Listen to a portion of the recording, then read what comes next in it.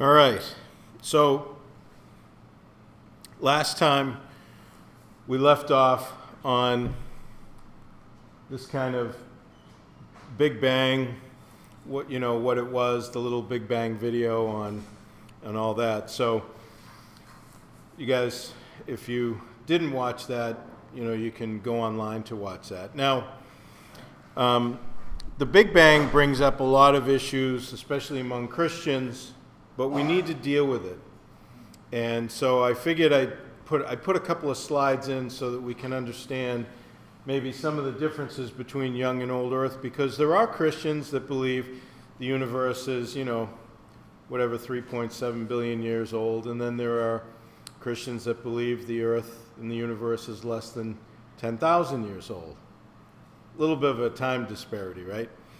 So I figured I'd try to summarize it so that you can see both sides and understand why it is that people look at it the way that they do. All right? Should be helpful anyways. Now remember, we're presenting the cosmological argument, technically the Kalam cosmological argument, for the fact that the universe had a beginning. If the universe has a beginning, it has to have a beginner, right?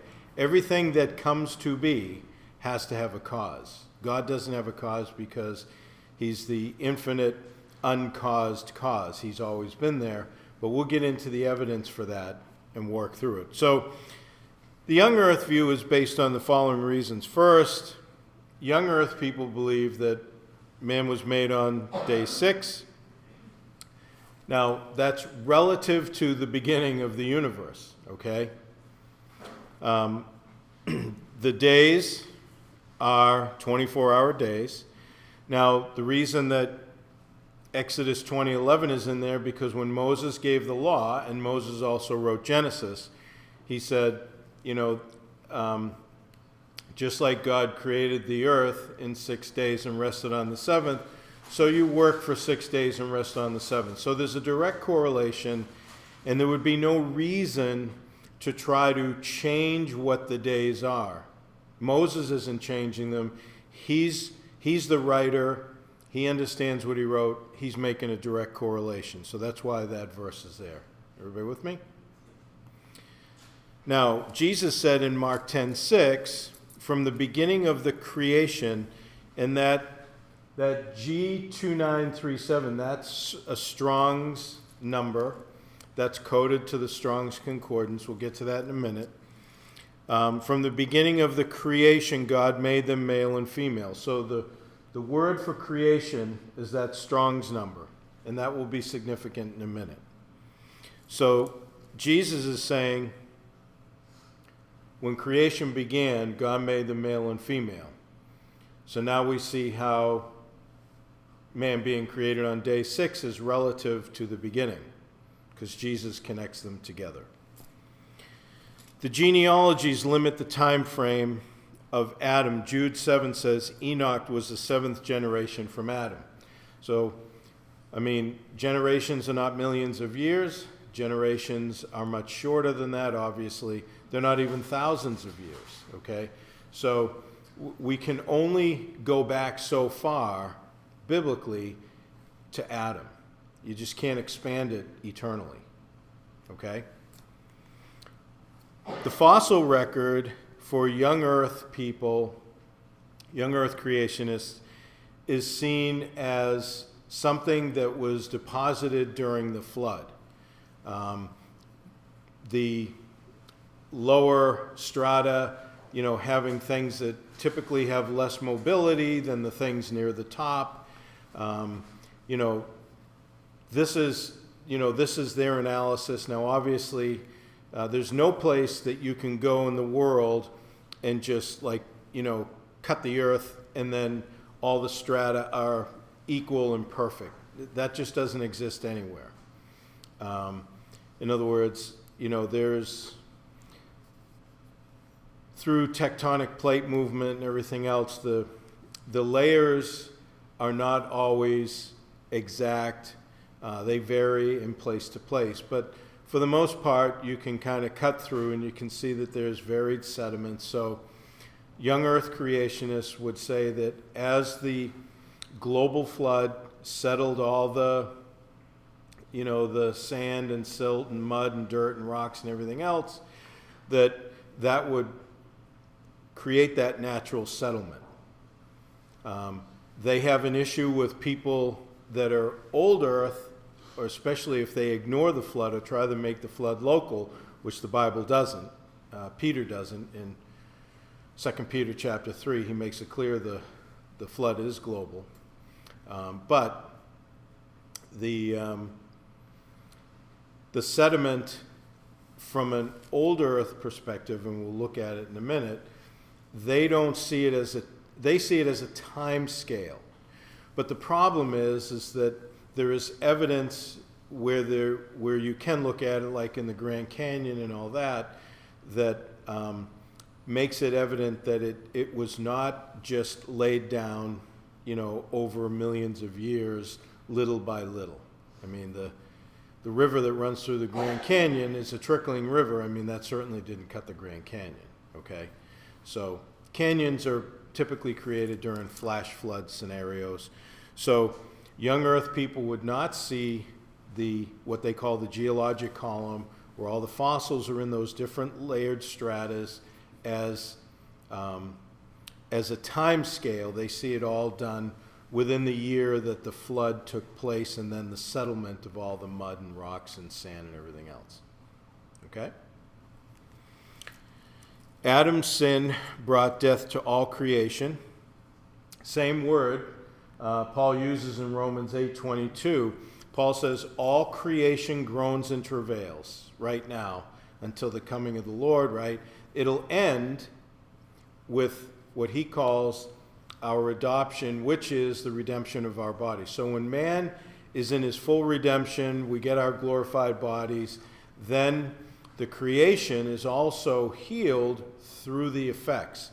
So young earth people see the fact that death, though it did enter through one man, Paul says in Romans 5, sin entered into the world and death through sin, and then death came upon all men. Now Paul's subject is man and death in his comparison with Christ and the giver of life, and then Adam, which death came through. It's not limiting it specifically, though some see it like that, as just to man. But when God created everything and it was very good, it kind of mitigates against the fact that there would be death in the world and the kind of ravages you see in the animal kingdom, especially where the animals seem to not be like that until after the flood. So there's certain issues that would support young earth. And then finally, Paul uses the same word to describe creation, which means original formation. That's that Strong's number right there. He says, the creation of the world, this is Romans 1:20, since the creation of the world, his invisible attributes are clearly seen. Now the problem is, Paul is making an argument in Romans 1 for the fact that from the original creation, everybody can see God's attributes through what he does, okay? So how are they seen if there's no one there to see them in the original creation? Man is the viewer in Paul's context in Romans 1, so it's a little difficult to avoid that and try to make the beginning, which Paul is talking about, like, billions of years prior to that. So this is kind of the framework that young earth creationists, now there's many more issues and there's scientific reasons, which we really don't have the time to get into, but both young and old earth creationists have scientific perspectives that they present. Obviously, if it was loaded just to one side, scientifically, it'd be a no-brainer. But there are challenges on both sides, which people don't have, concrete evidence for, so that's why there's kind of a disparity. But this is, for the most part, what young earth creationists would see from a biblical standpoint, why the earth is and the universe is less than 10,000 years old. And then by seeing it like that, they would say, we're going to go with the Bible. Let science catch up with the Bible like it always does. And then the things that appear to be time-related that challenge a young earth, are not concrete issues. They're things that are still being worked through in science.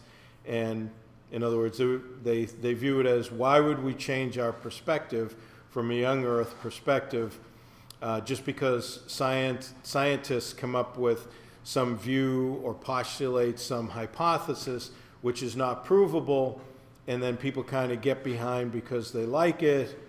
We'll just wait for the evidence to kind of settle itself, which, if you have to fall to one to the other, obviously you would fall to the Bible because it's God's book, and God created everything anyway. So this is kind of it. Any questions so far? Okay. So here's the old earth, which would kind of relate to, old earth creationists see the Big Bang as something that is, from a Christian standpoint, that God used the Big Bang like that's what he did to create the universe. So these are the reasons. Basically, they say the Bible does not teach a specific time when it refers to the beginning, and that will be provided by scientific discovery. In other words, because the Bible does not say the beginning was X number of years ago or whatever, it doesn't give a specific time, and it's something that you have to deduce from analyzing the Bible itself. They would say, well, we'll let the scientists discover what they need to, and then we'll kind of plug that in somewhere, okay? And there's been various theories based on that. They look at the first couple of verses in Genesis 1:1 and 1:2. In the beginning, God created the heavens and the earth. The earth was without form and void, and darkness was upon the face of the deep. It's not till verse 3 it says, and God said, let there be light, and there was light. That's the beginning, day one, right? The evening and the morning, day one. So they would separate the beginning of the discussion of days with the first couple of verses, and they say, who knows how long that was? That's the old earth perspective from a Christian standpoint, right? They say the days are more than 24-hour days. Many people Christians that believe that the earth is, millions of years old, the universe 13.7 or whatever billion, they see the 24-hour days as not needing to be 24-hour days. Genesis 2:4 is there because after God goes through 6 days, and though young earth creationists see the 6 days as literal because, there's a number with each day, the evening and the morning, day 1, day 2, day 3, day 4. You get to the seventh day, and it talks about how God rested on the seventh day, and it says, in the day that he created the heavens and the earth. Well, what day was that? So they say, well, that's not, but there's no number connected to it. So, look, the day of the Lord is not one day. The day of the Lord is a time period. It starts with the rapture, ends at the end of the millennial reign. So that's, 1,007 years, right? So obviously day can mean different things. It can be a period of time, or it can be a 24-hour day. So I think the old earth creationists would not be as grammatically tight on the Bible as young earth creationists would be. Does that make sense? They would not feel as constrained to look at it very literally. Okay? They see Genesis 1 and 2, where it talks about the history of the beginning, as not necessarily strictly literal. Some see it as kind of metaphorical for something else. And now there's a definite problem with this, because then you're getting away from Adam being an actual person. Adam becomes a type in representing humanity, but he's not an actual person. Jesus and Paul and the other writers in the New Testament certainly talk about Adam as though he is a real person. They don't see him as some kind of idealistic figure that will represent, humanity. And because, again, there are some Christians that actually believe that God used evolution.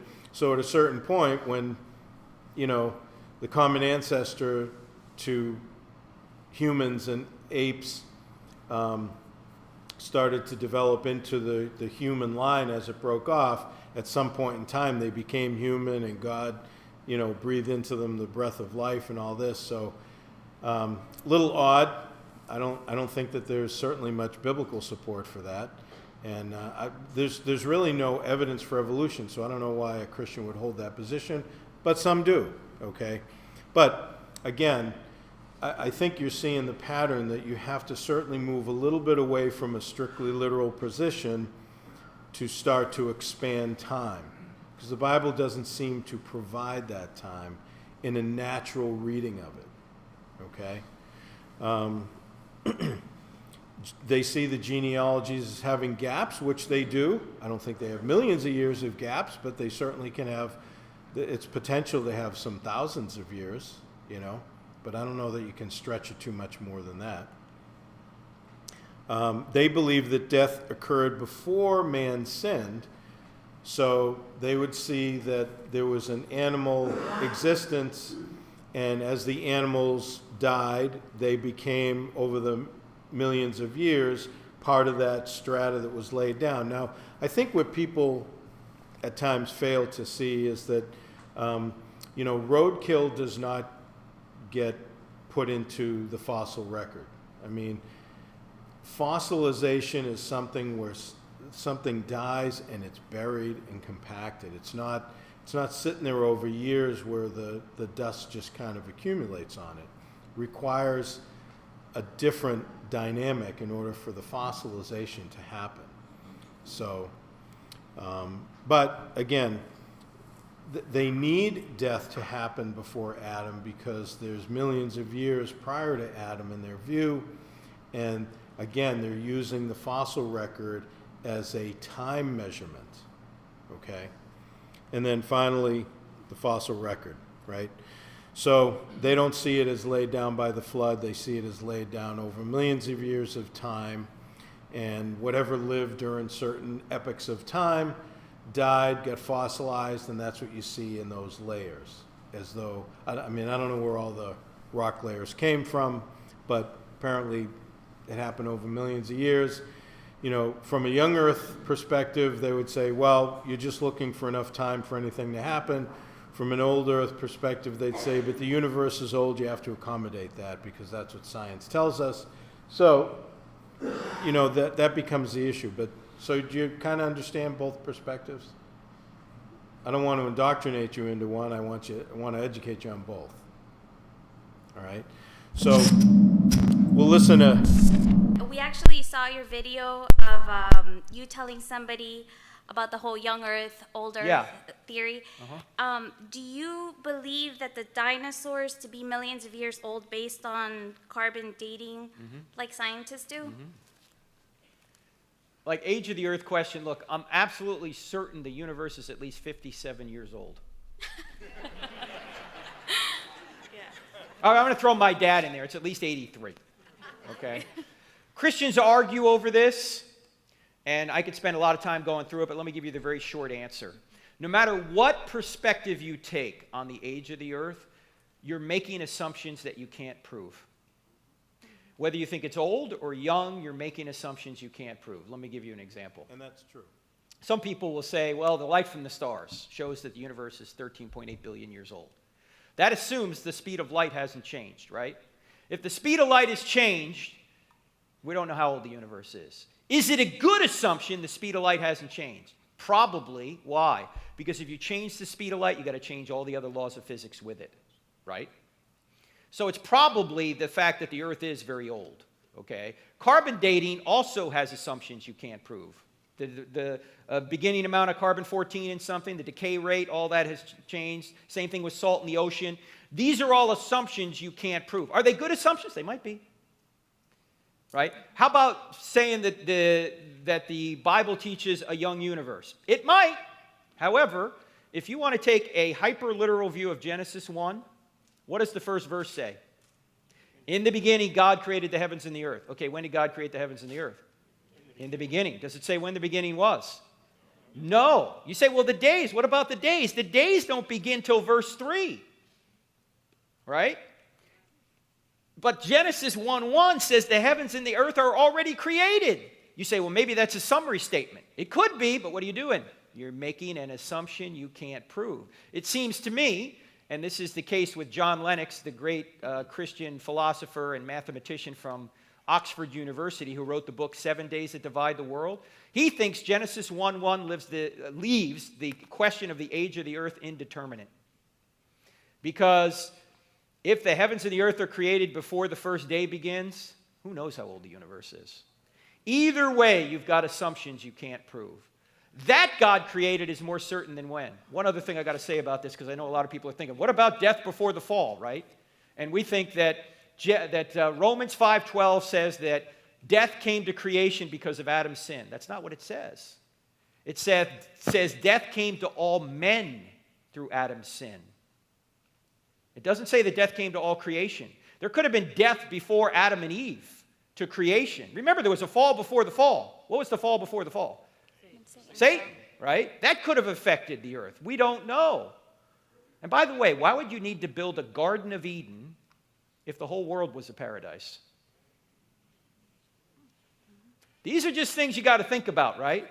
That God created is more certain than when. So it's an important question, an interesting question, but it's not a question for orthodoxy. It's not, you've got to believe young or old. You could believe either way. I guarantee you this, when you get to heaven, God isn't going to say, did you think I was old or young? Do not make this a test for orthodoxy. Does that make sense? Yeah. All right, thank you. And that's true. We don't want to make it a test for orthodoxy. In other words, there are some Christians that would like people to believe in a young earth in order for that to be an orthodox position. But what that means is that if you believe in an old earth, then you're outside the boundaries of Christianity. I think that's probably going too far. Now, Turek, I believe he certainly leans towards the older earth and universe, which is fine. That's the position that he holds. So, but again, we're dealing with apologetics, so we're not teaching creationism in apologetics. We're trying to make a defense for the existence of God, not the specifics that the Bible says how God created everything. If a person's a Christian, now we can get into some specifics, but if a person doesn't even think God exists, we're trying to make an argument for his existence, not jump way into the Bible, which they don't even believe yet, right? So we need to remember where we're at in this thing. So here's the problem that both young and old universe people have to deal with. It's called the horizon problem. I only want to spend a couple of minutes on this because it can get confusing, but this is really the issue and the bottom line for it. And it is a sticking point for both sides. So the horizon problem is this. The universe is too large for the cosmic microwave background radiation to travel, basically to the furthest distances of the universe based on how old the universe is, or at least how big and how old they believe it is. What that means is in the measurements of the heat distribution from the Big Bang, there's not enough time to actually move the heat out to all the universe and then have it be equal everywhere, which it is. And this is, I think it's equal, within 100,000th of a measurement. So that's quite interesting. Now, this is something that the old universe people, secular or Christian, have to deal with. And so I'll show you how they solve the problem, right? So, I mean, think about it like this. When Matt Hanley gave me the example today. He says, think about a fire in a fireplace. When you put the fire out, you still have hot embers. It takes a while for those hot embers to permeate the room. In other words, in the furthest corners of the room, it's going to be cooler than where it is right next to the fireplace where the embers are. And what we see, though, is that without enough time for those embers to heat the room uniformly, as we look out into the universe, we see that, based on the ability to measure it with the color spectrum and everything else, that the heat is uniform throughout the universe, which it shouldn't be. So what they do is they create something called inflation, not financial inflation, but kind of the explosion inflation of the Big Bang, and then that is supposed to solve the problem, but nobody knows whether that actually happened. It's a fudge factor that's worked into the calculation. So, I don't think the mic was on fully, but anyways, so Big Bang cosmologists solve this by adding an inflationary fudge factor in the initial explosion. Calculating in this initial expansion allows for the equalization of temperature areas. So, do you follow that? I'll show you a picture in a minute of like the Big Bang model. It'll make more sense. Now, how about for biblical cosmologists that see things as a young universe? Well, they have a problem too, because there's a time issue. The speed of light only travels so fast. Well, how is the speed of light traversing the universe? How is it getting to us? Even if the Earth is in the center of the universe, which we kind of seem to be, because as we look out, it seems all equal, and God has given the Earth a unique place, so the heavens can declare the glory of God, right? But even so, as we look out to the universe, there's not enough time from the edge of the universe for light to travel to the Earth. They've theorized different things. Well, the light was already there. God created the light. But then when you have a supernova, that means the supernova had already happened, and it's not really there, and you're then seeing it from a perspective on the Earth. But so biblical cosmologists see time measured differently depending upon what location you are in the universe. Gravity has a direct effect on time. What is 6 days on Earth can be much more measured out in the universe.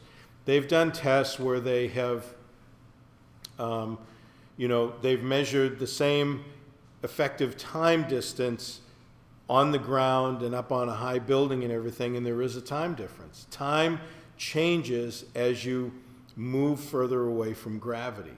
Gravity affects time. It's an interesting concept.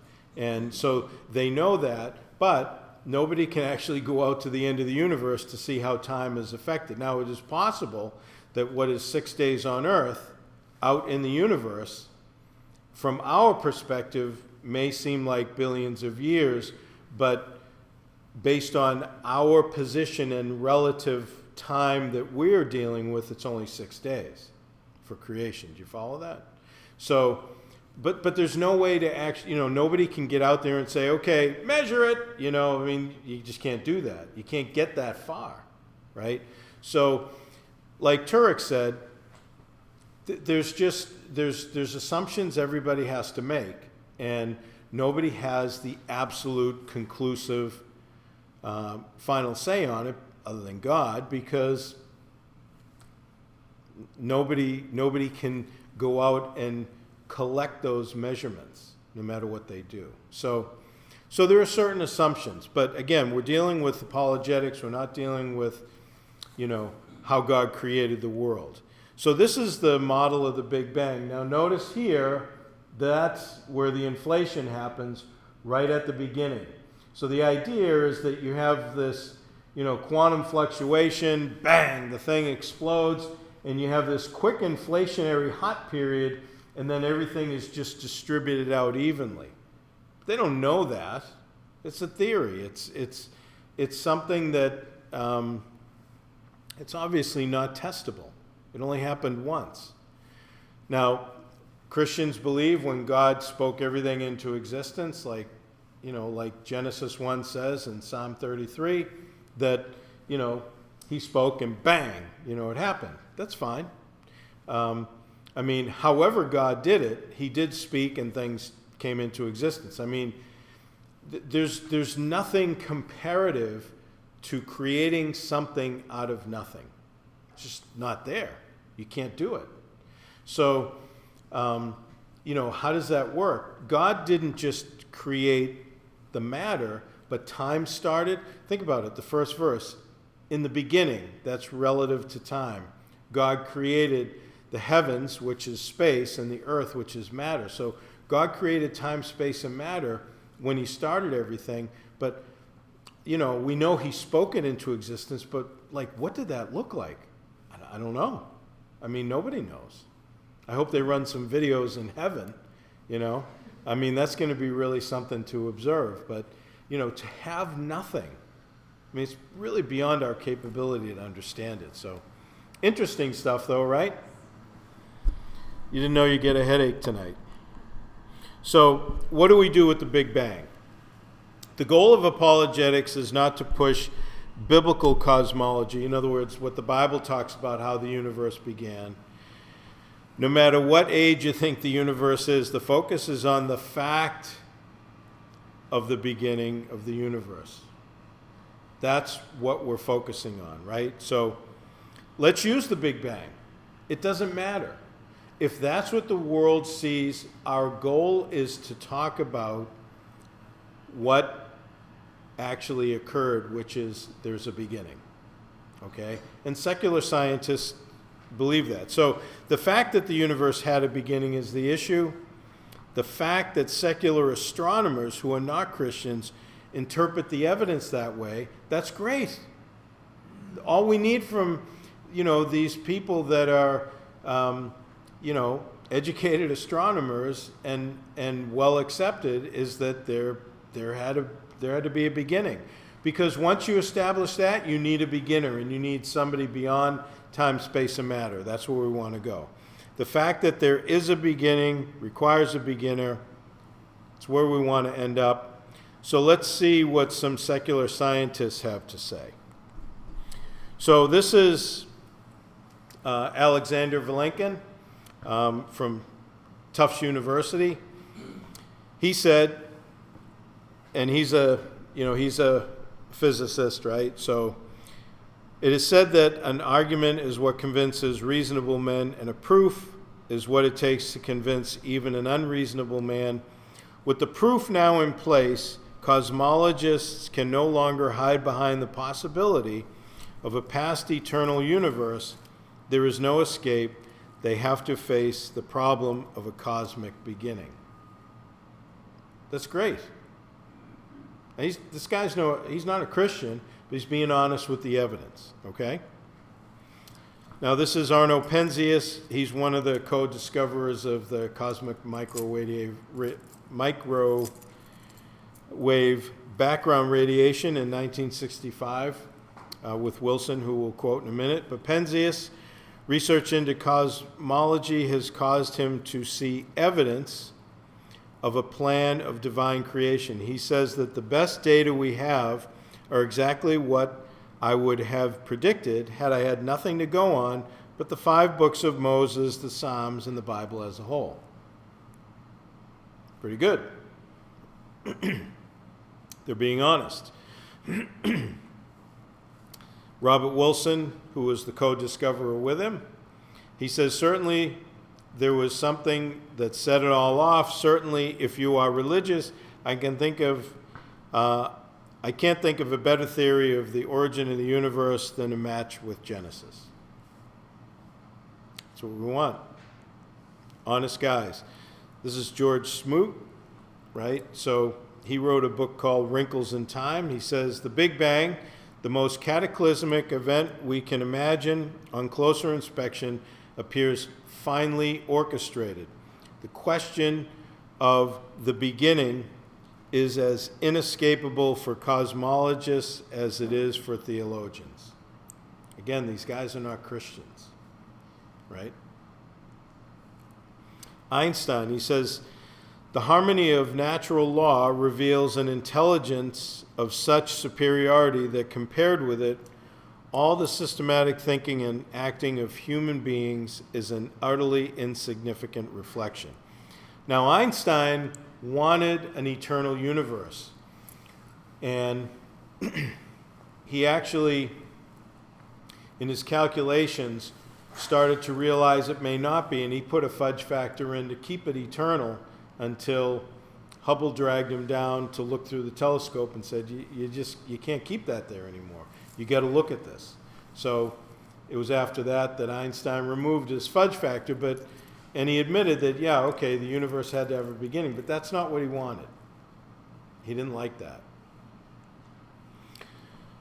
Now, this guy's an agnostic, and he actually sat behind the Hubble telescope after Hubble. So very well recognized Robert Jastrow, but though I don't know that he ever became a Christian, he became honest with the evidence, right? He says, now we see how the astronomical evidence leads to a biblical view of the origin of the world. The chain of events leading to man commenced suddenly and sharply at a definite moment in time in a flash of light and energy. So this is a guy that is, he's agnostic. He doesn't know if God exists, but he's bringing the Bible into it. He says, astronomers now find they have painted themselves into a corner because they have proven by their own methods that the world began abruptly in an act of creation to which you can trace the seeds of every star, every planet, every living thing in this cosmos and on the earth, that there are what I or anyone would call supernatural forces at work is now, I think, a scientifically proven fact. It's a strong statement for a scientist. And finally, he says, at this moment it seems as though science will never be able to raise the curtain on the mystery of creation. For the scientist who has lived by his faith in the power of reason, the story ends like a bad dream. He has scaled the mountains of ignorance. He is about to conquer the highest peak. As he pulls himself over the final rock, he is greeted by a band of theologians who've been sitting there for centuries. So basically, science caught up with the Bible. But the guy is honest about the evidence. That's the thing. You got to appreciate that in these, So we need to understand atheists are materialists, right? Atheists are committed to the concept of materialism. In other words, God doesn't exist, and the material universe is all that there is. Nothing is beyond it. Yes? Agnostic, what is the difference? An atheist would say, an atheist would say God does not exist. An agnostic would say, I don't know. Like they're open to it? Technically, an agnostic is open to it. The Latin term for agnostic is ignoramus. In other words, it's somebody that's claiming ignorance. They're saying, I don't know if God exists. Typically, in agnosticism, the viewpoint is, if God exists, because I don't know him, I don't think he can be known. But that's a self-defeating proposition, because you have to know enough about God to know that you can't know him. Remember? You have to apply the claim to itself. That's why that was such an important thinking skill we worked through. So the implication of materialism, first of all, is the universe would have to be eternal because it's only a material universe. It's made up of time, space, and matter. That's implication number one, which is false based on the evidence, both physical and philosophical, right? Physical evidence, to grab one, the law of entropy, the second law of thermodynamics, which we talked about. Philosophical, time, right? If the universe was eternal, this day would never have arrived. You can't have an infinite number of days and reach today, right? That's That's the stuff that makes your head hurt a little bit. So the second implication is that the universe made itself.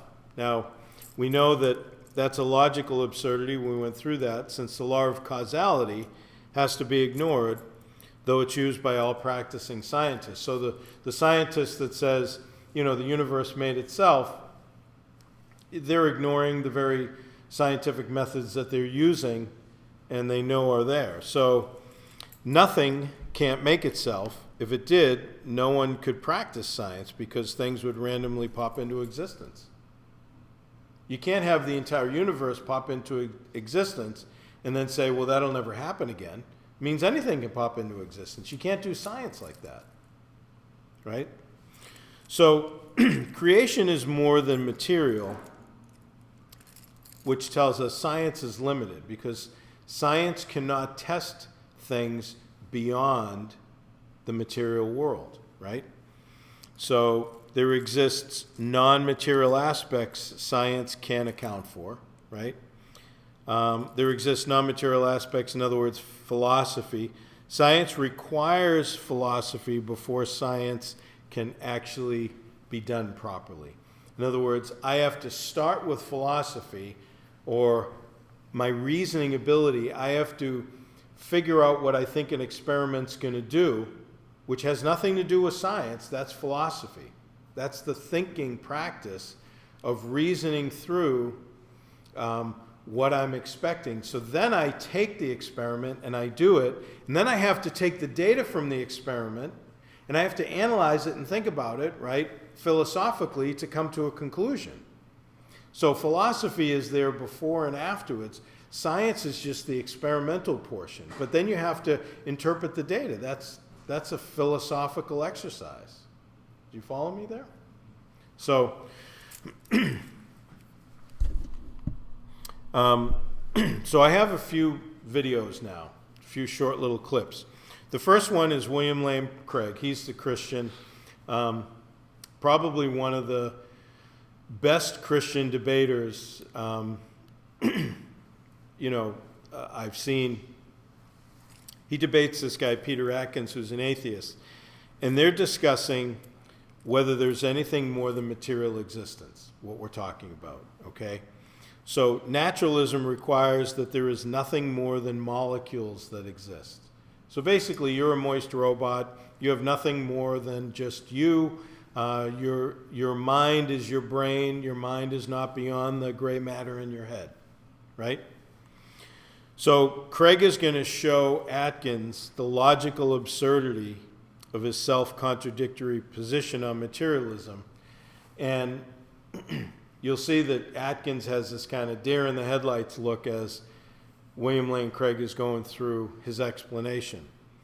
Then Frank Turk is going to answer questions from two different students, and they're basically asking about issues relating to the finite and the infinite. So the two examples, the first one is a question about gravity in the beginning of the universe. Kid's going to ask about Hawking in his view of how the universe began, and Frank Turk will answer that. The second one is a girl that's going to ask about finites and infinites.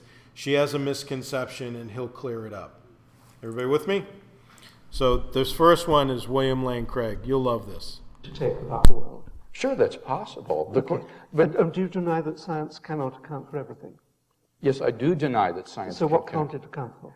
Well, had you brought that up in the debate, I had a number of examples that I was going to give. I think there are a good number of things that cannot be scientifically proven, but that we're all rational to accept. Let me list 5.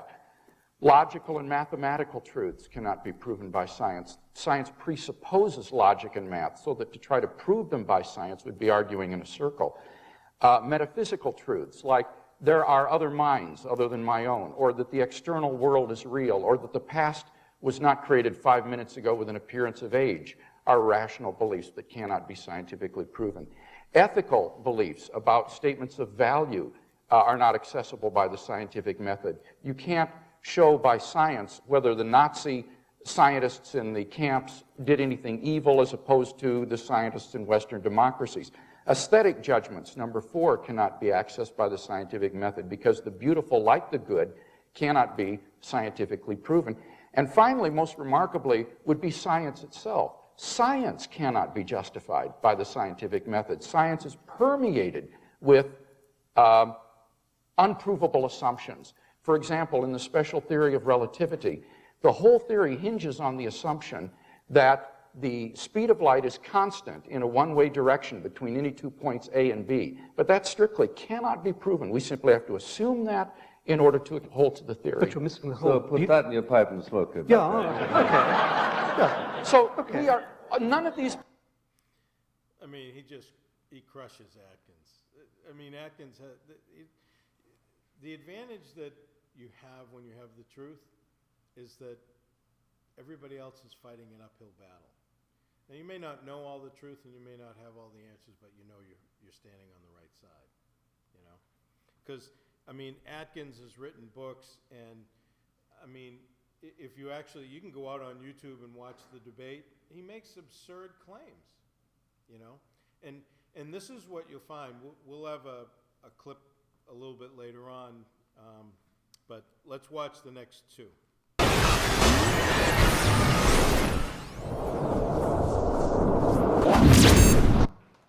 Yes, sir. What's your name? Philip, Hey, Philip. you had previously stated that Stephen Hawking had his own belief about the creation of the universe, but you said that he failed. Yes. What exactly was it and why was it incorrect? Stephen Hawking, on about page 180 of his book, The Grand Design, says this: because there's a law like gravity, the universe can and will create itself out of nothing. Now, I want you to think about that for a second. Because there's a law like gravity, first of all, where do laws come from? They come from lawgivers. And so gravity is not nothing, gravity is something. And gravity, it seems, only exists when there is a creation, when there is space, time, and matter. So Hawking wants to have gravity before the universe begins. But gravity would only seem to exist in the space-time continuum. So he's trying to have a creation before he has a creation. Secondly, gravity can't create anything. Gravity just does the same thing over and over again. It's not a personal force. Like, for example, if I keep dropping this remote, gravity isn't sitting there thinking, if Turk drops that remote one more time, I'm not going to pull it to the ground, right? Gravity just does the same thing over and over again. It can't choose to create. So even if gravity did exist, there's no way gravity could create a universe, because gravity is not a personal force that can make a choice. It just does the same thing over and over again. This is why John Lennox, who is an Oxford mathematician, wrote a book on Stephen Hawking, and in the book says, even when, he says, when brilliant scientists say nonsense, it's still nonsense. And what Hawking says is nonsense with regard to gravity creating anything. All right?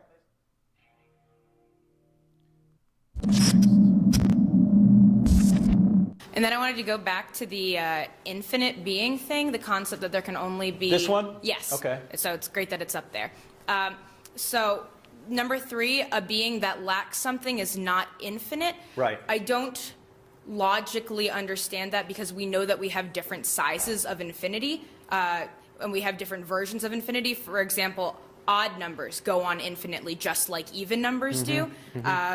And they're not lacking anything in being even or being odd. So how can there not be two gods that is a god of this and a god of that? Well, because this is not theoretical mathematics here. What we're talking about here is a God who has attributes like justice and love and knowledge, and he's immaterial, he's spaceless. The attributes that he has aren't limited. If they were limited, then he wouldn't be the uncomposed, infinite, completely actualized being.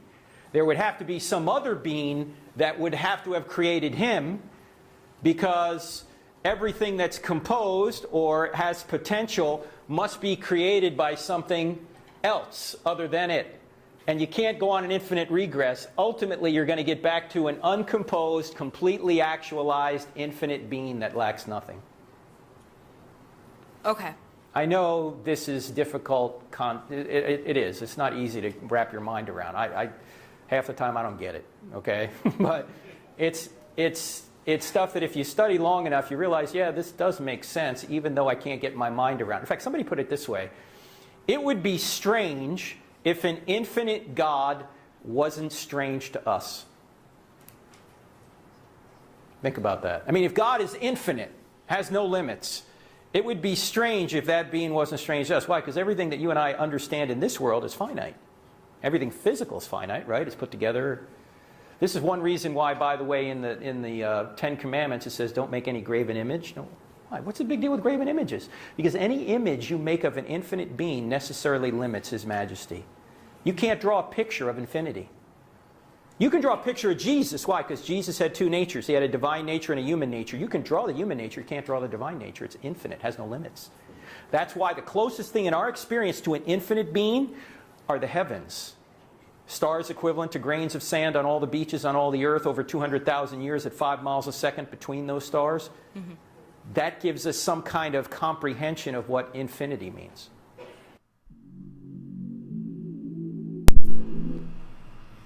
So, this is a great book. This is Frank Turek's book, Stealing from God.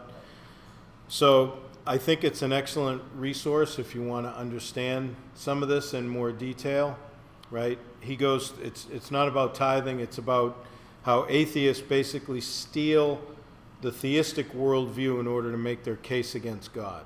Because in an atheistic world, there is no logic, there's no reason, there's no right, wrong, good, evil, none of that exists, but they need to borrow those in order to argue against God's existence. And they have to use our worldview to do that. Do you follow that? Right? So, this is a quote from the book. He says, what we learn through observation and reflection is that the most precious things in life are spiritual, not material. Spiritual realities make life worth living.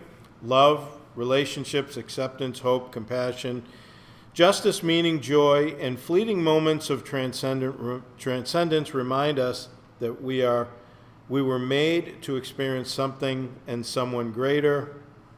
Atheists deny these obvious aspects of human experience. They cling to a materialistic worldview that is not only self-defeating intellectually, it's far too restrictive to explain ultimate reality. It lacks the power and scope to explain what we know is true. So,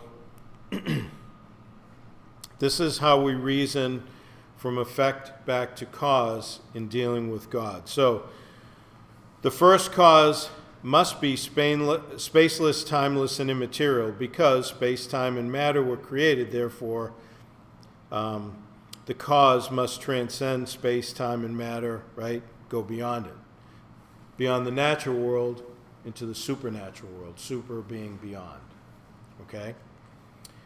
Has to be self-existent and fully actualized or infinite, because a timeless being has no beginning and was not caused by another.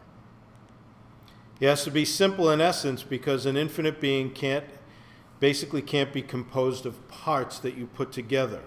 A being with parts would be limited and require assembly by another. So that's what we mean by simple. We don't mean like a simple tin, but just a non-multiple part being that has to be put together. Personal, in order to choose to create, since an impersonal force has no capacity to choose to create anything like he was talking about with gravity. Powerful, in order to create the universe out of nothing, obviously. Intelligent, in order to design and sustain the universe and its processes with such extreme goal-directed precision. Everything is goal-directed in creation.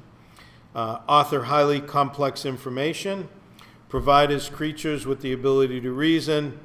And morally perfect as the ground of objective moral values. So God just doesn't, and we'll get into this with the moral argument, he doesn't just tell us what's moral and kind of arbitrarily decide. It's based on his nature. God's nature is the ground for moral perfection. So in summary, the universe had a beginning, so it needed a beginner. It must have the following characteristics. Self-existing, not contingent on the universe. He doesn't require the universe to exist. That's contingent. Spaceless, like we just talked about, outside space. Timeless, outside time. Immaterial, right, not part of the time-space material universe. Powerful, like we said. Personal, like we said. Intelligent, we'll get into this in the design argument, which means he's intelligent, he's purposeful, right? You can see that in design. Moral, laws exist as evidence of a mind, right? Not just material. So only God is the first uncaused cause of the universe. Only God is eternal and separate from his creation. So these G and H, the last two, we go over those those are two other presentations. The next presentation is on intelligent design. And then, obviously, if everything's designed, it needs a designer. And then the last one on the moral law. We live in an amazing universe. Have you ever wondered why it exists? Why does anything at all exist? Gottfried Leibniz wrote, "The first question which should rightly be asked is, why is there something rather than nothing?" He came to the conclusion that the explanation is found in God. But is this reasonable? Everything that exists has an explanation of its existence. If the universe has an explanation of its existence, that explanation is God. The universe exists. From these, it follows logically that the explanation of the universe's existence is God. The logic of this argument is airtight. If the three premises are true, the conclusion is unavoidable. But are they more plausibly true than false? The third premise is undeniable for anyone seeking truth. But what about the first premise? Why not say, the universe is just there, and that's all? No explanation needed. End of discussion. Well, imagine you and a friend are hiking in the woods and come across a shiny sphere lying on the ground. You would, naturally, wonder how it came to be there. And you'd think it odd if your friend said, "There's no reason or explanation for it. Stop wondering. It just is." And if the ball were larger, it would still require an explanation. In fact, if the ball were the size of the universe, the change in its size wouldn't remove the need for an explanation. Indeed, curiosity about the existence of the universe seems scientific and intuitive. Someone might say, if everything that exists needs an explanation, what about God? Doesn't he need an explanation? And if God doesn't need an explanation, then why does the universe need an explanation? To address this, Leibniz makes a key distinction between things that exist necessarily and things that exist contingently. Things that exist necessarily exist by necessity of their own nature. It's impossible for them not to exist. Many mathematicians think that abstract objects like numbers and sets exist like this. They're not caused to exist by something else, they just exist by necessity of their own nature. Things that exist contingently are caused to exist by something else. Most of the things we're familiar with exist contingently. They don't have to exist. They only exist because something else caused them to exist. If your parents had never met, you wouldn't exist. There's no reason to think the world around us had to exist. If the universe had developed differently, there might have been no stars or planets. It's logically possible that the whole universe might not have existed. It doesn't exist necessarily, it exists contingently. If the universe might not have existed, why does it exist?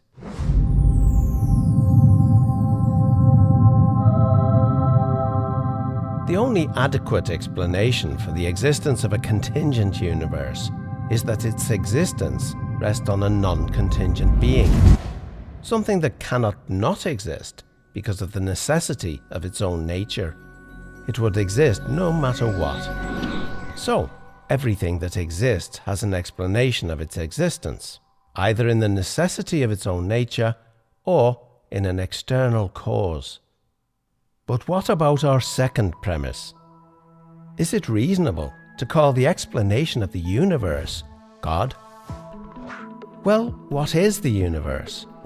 It's all of space-time reality, including all matter and energy.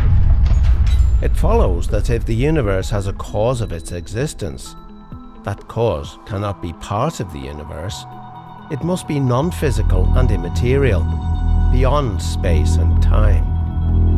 The list of entities that could possibly fit this description is fairly short, and abstract objects cannot cause anything. Leibniz's contingency argument shows that the explanation for the existence of the universe can be found only in the existence of God. Or, if you prefer not to use the term God, you may simply call him the extremely powerful, uncaused, necessarily existing, non-contingent, non-physical, immaterial, eternal being who created the entire universe and everything in it. You like those little cartoons? That's pretty good. I get that out at Reasonable Faith. Hey, Dave. And I'm a physicist, and some of my best friends are evangelical Christians, and I'm always jealous of their faith. Okay, so I spent a lot of time thinking about God and how I can reconcile it with physics. And so I think tonight you presented what seemed to be opposing views on God. And my question for you is it a problem for you if somebody doesn't believe in God or doesn't believe in Jesus specifically? And if they have a different belief, why do you feel that yours is right and theirs is wrong? Well, I think there's evidence. And if someone were to say, like, Michael believes his view's right, I mean, why is he up here debating it if he doesn't think it's right? He thinks it's right too. The question isn't whether or not we have different positions. The question is which position is true. And if Christianity is true, as C.S. Lewis said, it's the most important fact in the universe. What it can't be is just moderately important, right? But don't you, is there a truth beyond science that cannot be proven? Yeah, in fact, that truth right there, that there's truths beyond science, isn't a scientific truth. You can't get all your truth from science. People who say all truth comes from science, well, that truth doesn't come from science. It's a self-defeating proposition. So if there's a conflict between science and your religion, if they disagree, then do you pick your religion because you believe it and know it to be true? Well, you'd have to over give me a particular example, because according to Christianity, we believe in two types of revelation. General revelation, which is the natural world, which includes our ability to do science, plus special revelation, which is the Bible. And those two, if they're both true, they don't contradict. Okay, now there are places where we might think that they contradict at this point. What do? We keep doing research. Just like as Michael keeps doing research in the scientific world, Christians are still doing research in the scientific world to see how it lines up with the scriptures. And sometimes we have answers, sometimes we don't. Do you want to respond to that? Yeah, so there is a pretty popular American religion embraced by millions of Americans that believes there were Latter-day Saints. In fact, one of them lived in Palmyra, New York, and he was visited one night by an angel who told him about I think he was the main guy. He told him about these gold plates that were buried in his backyard, and he dug them up. And he put his head inside this hat that was filled with these magic stones, and he read those gold plates that were written in Egyptian hieroglyphics and translated them and wrote them down. And he had eyewitnesses to this who all signed an affidavit on the first page of the Book of Mormon and said, I was there. I saw it happen. Why don't you believe that? Because the evidence isn't there, and I can make golden plates in my garage. That's not a miracle. Whoa. Secondly, all the witnesses, or most of the witnesses anyway, recanted. And thirdly, Joseph Smith's... Hang on, please. Excuse me, ma'am. She's right. Joseph Smith's translation of the Book of Abraham was found to be a forgery. Now, I'm not saying Mormons aren't nice people, don't get me wrong. I just don't think the evidence is there for the claims of Joseph Smith. Let's go to the next question. So that was a debate with Shermer and the question answer afterwards. Shermer's the author, he produces Skeptic magazine.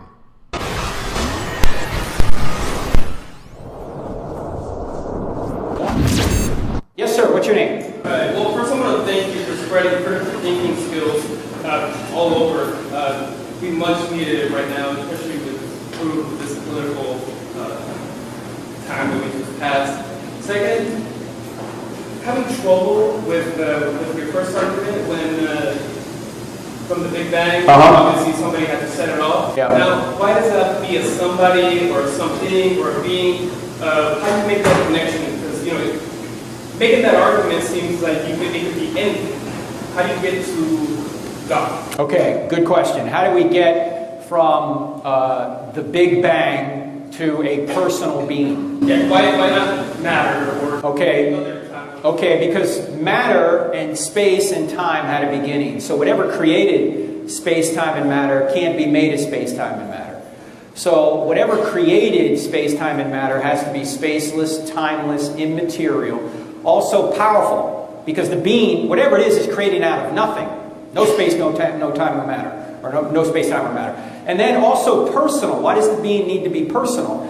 Because in order to make a choice, which is what you have to do in order to go from a state of nothingness to a state of creation, you have to be a person. Gravity, an impersonal force, has no power to make a choice. This is why Stephen Hawking, in his book, The Grand Design, on page 181, is wrong when he says, because there's a law like gravity, the universe can and will create itself out of nothing. John Lennox, a brilliant philosopher and mathematician from Oxford University, said, when nonsense is spoken by brilliant scientists, it's still nonsense. And so when Stephen Hawking says gravity can create the universe, that's nonsense, because you need a personal force to create. Secondly, gravity didn't even exist. Gravity was created at the Big Bang, so it didn't exist prior to that. So if you've got a spaceless, timeless, immaterial, powerful, personal, also intelligent. Why? Again, intelligence is necessary to make a choice. So you've got a being that appears to be a theistic God to create space, time, and matter. Now, it doesn't have to be the Bible or the biblical God. I think when you go further through the evidence, you realize it is the biblical God. But from the cosmological argument alone, you get a being consistent with the biblical God. So, to finalize here real quick, Paul said in Romans 1, those who suppress the truth in unrighteousness, what they're doing is what may be known of God is manifest in them. God makes it evident to them, right? So man was created with the ability to reason in what is available for him to observe, right? And then Paul goes on, he says, for God has shown it to him, for since the creation of the world, his invisible attributes are clearly seen. Because God is not known directly, God is known by his effects. In other words, we can't see God, touch him. We can only know him, in a sense like gravity, by the effects, right? That's how we know God.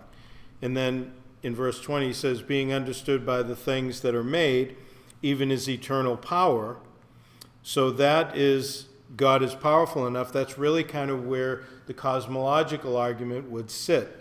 God has the capability to create and sustain the universe. And Paul says, and Godhead, his eternal power and Godhead. Well, we're talking about intelligence there. So God's intelligence is revealed. We'll get into that with the design argument. So the people are without excuse. So man has to deny his senses, reason, and logic, really to deny God's existence. Now, we don't have time for those other couple of quick John Lennox clips, but these are good reading. John Lennox wrote this book, Can Science Explain Everything? He had a much more detailed, heavily scientific one that he kind of reduced to a more easy reading platform for people that are not very technical scientists. And that's what this Can Science Explain Everything? But I would recommend both these books. They're great books, and if you want to dig deeper into it. But we're over time, so let's pray. Father, we ask that you would just bless our time and what was said tonight. And we pray, Lord, that you would continue to show your glory and reveal all that you have created. And we thank you for all you've done. We ask your blessing in Jesus' name. Amen.